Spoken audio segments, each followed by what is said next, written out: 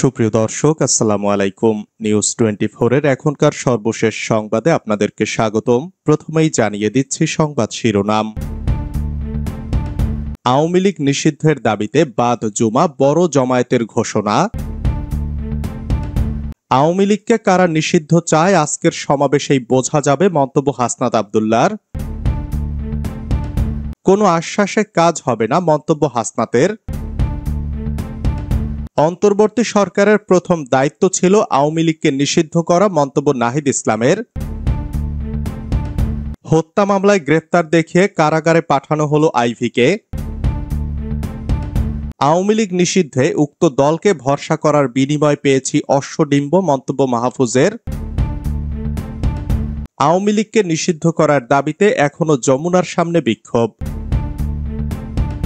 এতক্ষণ শুনছিলেন সংবাদ শিরোনাম। পুরো খবর পেতে ভিডিওটি শেষ পর্যন্ত দেখুন। সর্বশেষ সংবাদ পেতে চ্যানেলটি সাবস্ক্রাইব করুন। এবার বিস্তারিত। আওয়ামী লীগ নিষিদ্ধের দাবিতে বাদ জুমা বড় জমায়েতের ঘোষণা। আওয়ামী লীগ নিষিদ্ধের দাবিতে আজ শুক্রবার বাদ জুমা বড় জমায়েত করার ঘোষণা দিয়েছে জাতীয় নাগরিক পার্টি। প্রধান উপদেষ্টার বাসভবন যমুনার পূর্ব পাশে ফোয়ারার সামনে এ জমায়েত হবে বলে জানিয়েছেন দলের দক্ষিণাঞ্চলের মুখ্য সংগঠক হাসনাত আব্দুল্লাহ। এতে দলমত নির্বিশেষে সবাইকে অংশ নেওয়ার আহ্বান জানিয়েছেন তিনি। হাসনাত বলেছেন, ফোয়ারার সামনে মঞ্চ নির্মাণের কাজ শুরু হয়েছে, সেখানে বাদ জুমা জনসমুদ্র হবে। আজকে তারা বুঝতে পারবেন কারা আওয়ামী লীগ নিষিদ্ধ চায়। শুক্রবার সকাল 8:30টার দিকে যমুনার সামনে চলমান বিক্ষোভ কর্মসূচি থেকে এ ঘোষণা দিয়েছেন হাসনাত আব্দুল্লাহ। সকাল 8টার পরে যমুনার সামনে সংবাদ সম্মেলন করা হয়েছে। সংবাদ সম্মেলনে হাসনাত আব্দুল্লাহ আরো বলেন, যতক্ষণ না পর্যন্ত ফ্যাসিস্ট গণহত্যাকারী আওয়ামী লীগকে সন্ত্রাসী সংগঠন হিসাবে ঘোষণা দিয়ে নিবন্ধন বাতিল করে নিষিদ্ধ করা হয় এবং বিচারিক প্রক্রিয়ায় সুস্পষ্ট রোডম্যাপ আমাদের সামনে উপস্থাপন করা হয়, ততক্ষণ পর্যন্ত আমরা এই রাজপথ ছাড়ব না। যমুনার পূর্ব পাশে ফোয়ারার সামনে ফ্যাসিবাদ বিরোধী সব রাজনৈতিক দল, ফ্যাসিবাদ বিরোধী রাজনৈতিক ও সাংস্কৃতিক শক্তি, গত 1.5 দশক ধরে নির্যাতিতরা, বিডিআর পরিবার, হত্যাকাণ্ডের শিকার পরিবার, গুম খুনের শিকার পরিবার, সবাইকে সঙ্গে নিয়ে সমবেত হতে আহ্বান জানান হাসনাত। তিনি বলেন, সারা বাংলাদেশের জনগণকে বলবো, আপনারা নেমে আসুন। আপনারা জনতার কাতারে যেভাবে 5ই আগস্ট নেমে এসেছিলেন, যেভাবে জুলাইয়ে নেমে এসেছিলেন, ঠিক সেভাবে নেমে আসুন। আওয়ামী লীগকে কারা নিষিদ্ধ চায় আজকের সমাবেশেই বোঝা যাবে, মন্তব্য হাসনাতের।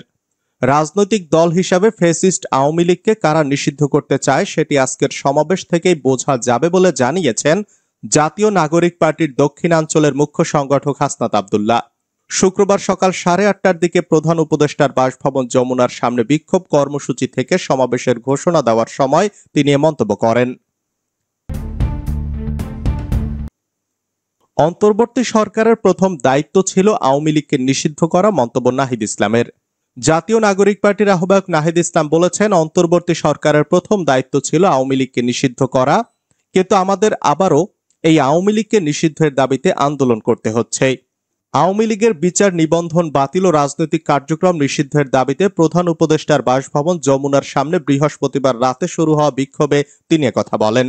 জাতীয় নাগরিক পার্টির নেতাকর্মীদের পাশাপাশি অন্যান্য কয়েকটি দল ও সংগঠনের নেতাকর্মীরাও এই বিক্ষোভে অংশ নিয়েছেন।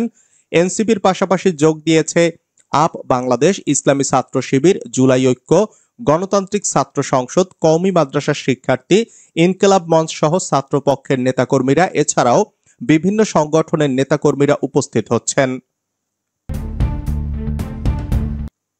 হত্যা মামলায় গ্রেপ্তার দেখিয়ে কারাগারে পাঠানো হলো আইভীকে।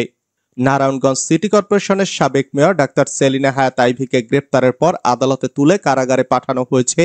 শুক্রবার সকাল 10:30টার দিকে তাকে আদালতে তোলা হয় বলে জানান নারায়ণগঞ্জের পুলিশ সুপার প্রত্যুষ কুমার মজুমদার।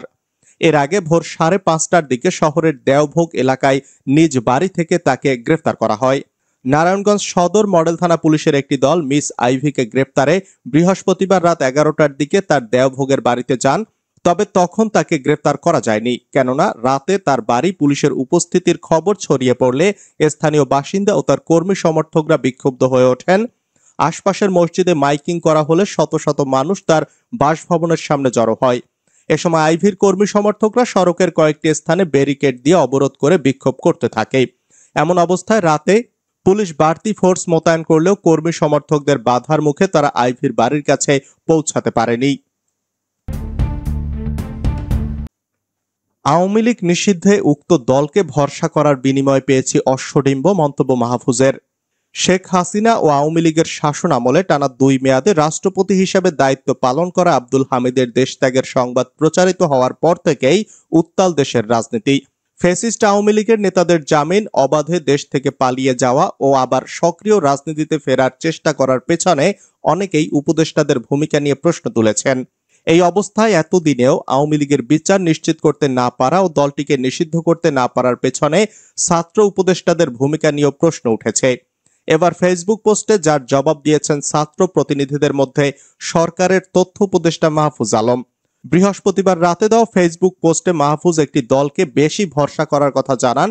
সরাসরি ওই দলের নাম না নিয়ে তিনি বলেন, সবার আগে ওনাদের সঙ্গেই পরামর্শ করেছি, ভরসার বিনিময়ে পেয়েছি অশ্বডিম্ব, সব দোষ এখন ছাত্র উপদেষ্টা নন্দ ঘোষ। এনসিপির অবস্থান কর্মসূচিতে একাত্মতা জামায়াতের প্রতিনিধি দলের। আওয়ামী লীগ নিষিদ্ধের দাবিতে প্রধান উপদেষ্টার বাসভবন যমুনার সামনে অবস্থান কর্মসূচি পালন করছে জাতীয় নাগরিক পার্টি সহ বিভিন্ন সংগঠন। কর্মসূচিতে সমর্থন জানিয়ে একাত্মতা প্রকাশ করেছে বাংলাদেশ জামায়াত ইসলামের একটি প্রতিনিধি দল। শুক্রবার সকাল 8টার দিকে ঢাকা মহানগর দক্ষিণ জামায়াতের সেক্রেটারি শফিকুল ইসলাম মাসুদের নেতৃত্বে একটি মিছিল নিয়ে কর্মসূচিতে যোগ দেন তারা। এ সময় ডক্টর শফিকুল ইসলাম মাসুদ বলেন, বিগত বছরগুলোতে হাজার হাজার মানুষকে হত্যা করেছে আওয়ামী লীগ। সব দেশপ্রেমিক জনতার দাবি ছিল গণহত্যাকারী আওয়ামী লীগ সরকারের পতন ঘটিয়ে তাদের নিষিদ্ধ করতে হবে। আজ এই দাবি শুধু একটি দল বা গোষ্ঠীর না, এই দাবি এখন সব দেশপ্রেমিকের। তিনি বলেন, আমরা এখানে রাজনৈতিক দল হিসেবে আসিনি, আমরা এসেছি 18 কোটি মানুষের প্রতিনিধি হিসেবে। আমরা অনতিবিলম্বে গণহত্যাকারী দল আওয়ামী লীগকে নিষিদ্ধ ঘোষণা করে ঘরে ফিরতে চাই। নিষিদ্ধ হচ্ছে যুবলীগ ও স্বেচ্ছাসেবক লীগ, জানালেন আসিফ মাহমুদ। অন্তর্বর্তী সরকারের উপদেষ্টা আসিফ মাহমুদ সজীব ভুইয়া জানিয়েছেন, জুলাই গণ অভ্যুত্থানে ক্ষমতাচ্যুত আওয়ামী লীগের সহযোগী সংগঠন যুবলীগ ও স্বেচ্ছাসেবক লীগ নিষিদ্ধ হতে যাচ্ছে। বৃহস্পতিবার রাত 11:15টার দিকে নিজের ভেরিফাইড ফেসবুক পেজে এক স্ট্যাটাসে এ তথ্য জানান তিনি। আসিফ মাহমুদ ফেসবুকে লিখেছেন, নিষিদ্ধ হতে যাচ্ছে আওয়ামী লীগের সহযোগী সংগঠন যুবলীগ ও স্বেচ্ছাসেবক লীগ।